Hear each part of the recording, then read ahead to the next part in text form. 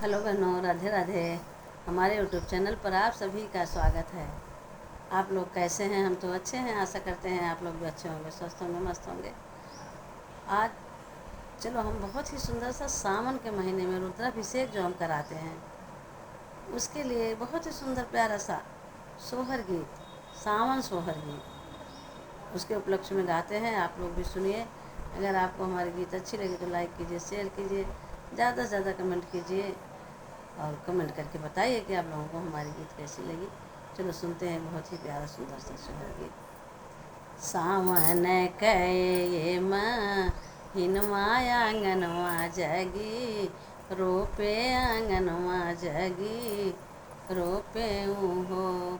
सावन कये हिनवा लालनवा घरे, जन्मे लालनवा घरे, जन्मे नी हो। शिव गुरु सावन करबै रुद्राभिषेक आंगनवा हमरे आया, आंगनवा हमरे आए हो। शिव गुरु सावन में करबै रुद्राभिषेक आंगनवा हमरे आया, आंगनवा हमरे आए हो। आई देवरानी जे ठानी त बेटी से पर, तो आई बेटी से पर, तो आई हो। शिव गुरु ओनहु का देत्या ही, वात जन्म जुग बाढ़त जन्म जुग बाढ़ई हो। शिव गुरु ओनहु का देत्या ही, वात जन्म जुग बाढ़ई ललनवा जुग जुग जियई, ललनवा जुग जुग जियई हो। सावन कये हिनवा ललनवा घरे, जन्मे ललनवा घरे, जन्मे नी हो।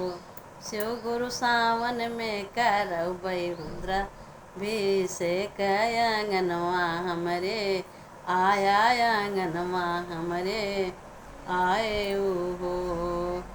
आई है टोला पर रोशनी आऊ हमारी गोतीनी, आऊ हमारी गोतीनी हो।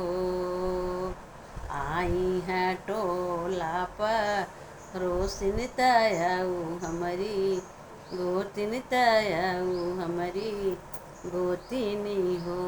ओ शिव गुरु ओ नहीं का देत्या, शिव गुरु ओ नहु का देत्या आशीर्वाद। हंसत घरमा जाई, हंसत घरमा जाई नी हो। शिव गुरु ओ नहु का देत्या आशीर्वाद। हंसत घरे जाई, हंसत घरे जाई नी हो।